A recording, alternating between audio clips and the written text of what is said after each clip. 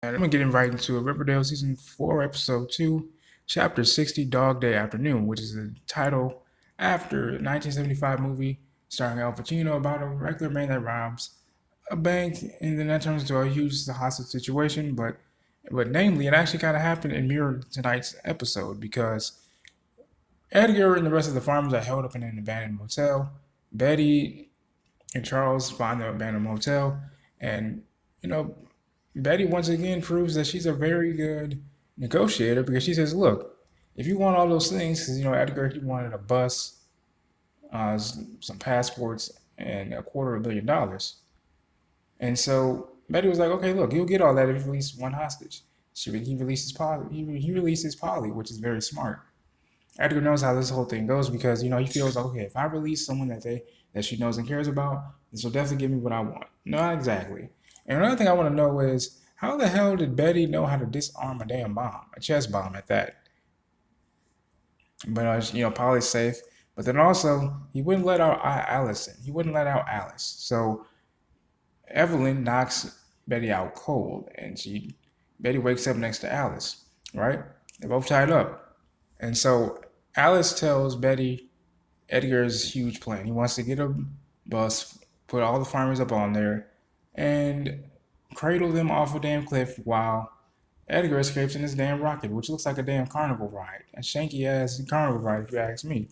Now, Veronica, was there as well, and they were able to get all the farmers to safety. All except Evelyn, because they knocked Evelyn the fuck out. But I feel like, she's going to create a more sinister subplot of Farmies, you know what I'm saying? But nonetheless, moving on, Jughead, he settles in at Stonewall Prep. Obviously, he has some beef with one of the guys by the name of Brett. And Moose goes there too now. He goes by the name of Marmaduke now, which I think is actually a very fitting name if you ask me. Um, and obviously, like I said, Jughead's not a bitch. He'll stand up for himself. Brett, and even there before, like I said, Moose is there. So Jughead shares a room with Moose, Brett, and then himself, I believe, and another person. And so everyone's warning Jughead, look, man, don't let Brett play with your mind here, because he's good at playing head games, right? Because like I said before, Jughead's not a bitch. He'll stand up for himself, and he did that on one of the writing classes. And Brett's not, privy to that. He's not used to people standing up for him, standing up against him, I guess. And then also what Brett does, he pulls a bitch move, and he unveils what Moose did at Riverdale. I mean, not like it's a big thing or nothing, but if you're starting fresh, the last thing you want to do is having the wrong attention upon you. You know what I'm saying? And then also, we also get Archie. He's like, okay, look, you know what? I want to turn the gym into a community center. It's a nonprofit. Now, see, first Mary actually wants and tries to convince Archie to come back to Chicago with her because it's much safer. Archie, of course, says no. He wants to stay here and do what he has to do. So Mary decides to stay on, which is a move. So then that way, Molly Ringwald will become more of a series regular, not a part time. Since Lou Perry's untimely death, may he rest in peace. My deepest condolences to the cast, crew, his family, and the people that knew him best. And so, they find out, okay, look, we need $300,000 to make it work, to turn the boxing gym into a community center.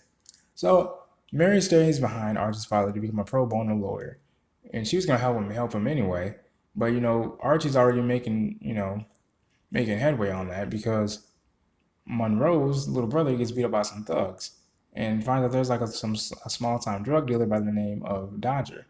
So Archie, being a real one, grabs a baseball bat and beats the shit out of Dodger and his men, steals the money. Now I'm wondering, okay, is he gonna come back for that damn money? Is he gonna come back and run that fade on Archie? My guess is he most likely damn sure will, especially if he's about that life. And seeing how brazen Archie was, he's gonna, like I said, he's gonna want to run that fade again. And so, but then again, Veronica had no problem, giving Archie that money. And that's the funny thing about speaking of Veronica. It's even funny because she changes her last name to Luna, which happens to be Hiram's maiden name.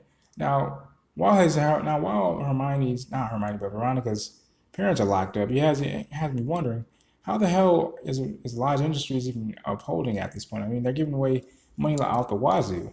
And with Hiram, and I chuckled when I saw this, by the way. When I saw Hiram up in his damn study reading and whatnot, I was kind of weak because he said, look, I own that damn jail. I can come and go as I please. I mean, you can't look. You gotta respect the man's gangster.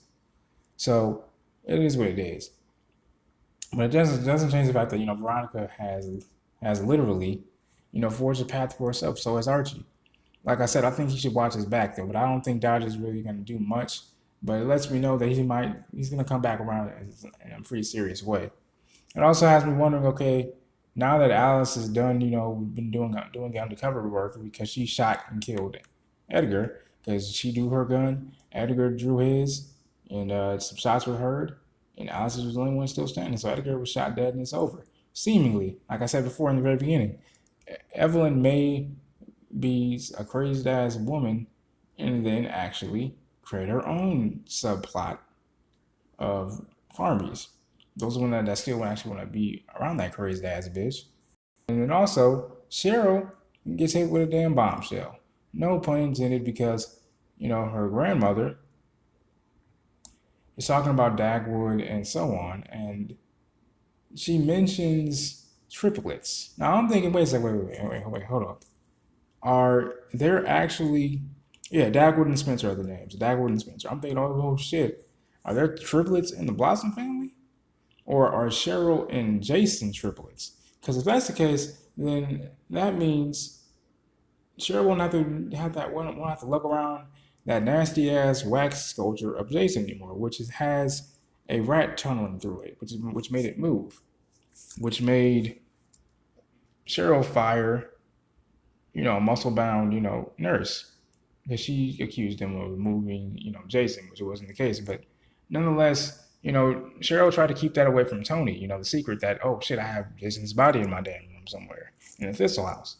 Well, she finds out. Now I'm curious as to see what's going to happen with those two. How's Tony going to react to her girlfriend having a dead body of her damn brother in their damn house? Let me know what you guys think in the comments as well, man. Do you guys think that Cheryl is a triplet? What do you guys think?